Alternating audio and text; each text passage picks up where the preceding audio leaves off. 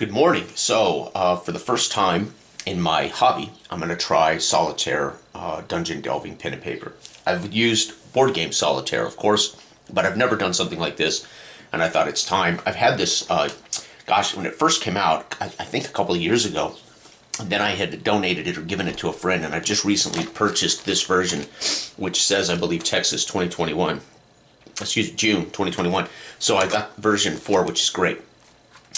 So I went ahead and made my 4 adventures. I'm going to do this from my Broadlands map, my campaign world, and we will adventure from those locations. I'll try to share either the recaps of these solo games or maybe even do a solo game on the channel here. So I do miss my favorite thing in the world, fantasy role-playing, and we just haven't done it, haven't had time, haven't finished my own game yet. We're still working on that.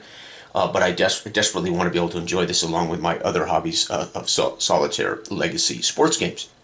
So one thing that's happened since I've returned, of course, to tabletop sports gaming is I discovered legacy games like Pen and Paper Football, Grid Zone, and Legends of Boxing, games in which that have career modes. You can play them solitaire, and they have career modes, so they go on and on and on, and we end up with campaigns in sports.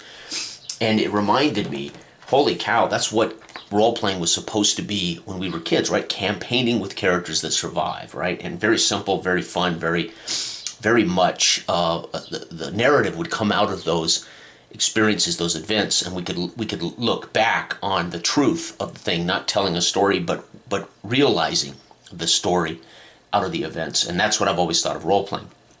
Play a character, but look back to reflect on what is the actual narrative, what is actually the story, what's just happened here. And so the sports games reminded me, holy cow, it's one of the things we just aren't achieving.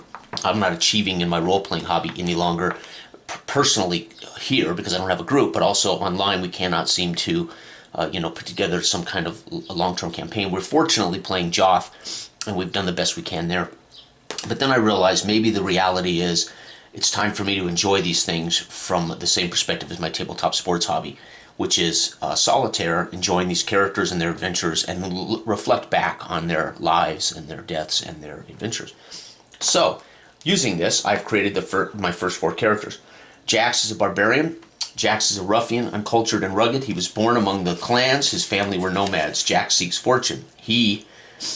His quote, a carved stone dwelling for myself and my family in my old age. So his goal is to be able to retire in a stone dwelling in the city. He has, of course, the ratings of a barbarian, so that's an attack with a plus, armor, shield, light armor and a shield. He carries a hand axe, slashing. His life is 8. Jax is 5'10", 200 pounds, bronze-skinned, dark-haired, long, stringy hair, beard, and a hairy body, smells of the earth and body odor. Jax is dense with muscles from a life of labor, adventure, war, and migration. His ways, quiet, simple, ambitious. He never shies from danger or hard work, and he expects the same from his partners. That is Jax. Our second is Ward Asher, a warrior. Ward is a former soldier turned treasure hunter. He can read and write, but he is a soldier through and through. Ward was born and raised in the confines of a stone city.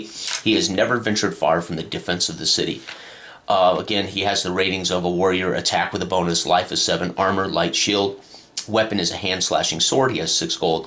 Ward is tall and healthy, raised well and nourished, was sent to the army as a young man, now 26, a veteran, but with no experience beyond the job. He is 6'1", 180 pounds, fair hair, fair skin. He shaves his face and crops his hair. His quote, to get rich seeing my homeland. Ways, he is nervous and sees all as a threat, and he is selfish. What is mine, find your own. Our third adventurer is Simon the Halfling. Simon is in this for the adventure and seek knowledge. Simon keeps a journal, draws maps. He intends to share his tales in books and as an orator for his people when he returns home. Of course, his attack is affected by the light weapon. He has a luck. Halflings have a luck ability. His armor is light. He actually gains a bonus against giants and ogres, etc. His weapon is a sling and a light hand hammer. Gold 8, life 4. Simon is a halfling, short and plump. He wears his hair long about his shoulders and a bushy mustache, which makes him appear to be older and wiser, but he is really a young man. He is curious and always searching, mapping, and writing. Ways, he is calm, focused, curious, but always hungry. And last but not least, in our first four, Sister Sheela, choleric. An orphaned ward of the church. As an infant, she knows only the devout ways. All for God is her quote. Attack is solid with a +1 versus undead. Her armor is light. Weapon is a two-handed hammer. She can cast heal 3 times per adventure. She can bless 3 times per adventure. And any scrolls that are blessing scrolls, she gets a +1 to use. 1 gold. Her life is 5. Sheela is 5'2", 112 pounds, shaved bald, wears tattered robes over leather armor. A holy medallion hangs loosely around her neck on a leather strap. She fondles it constantly when not busy.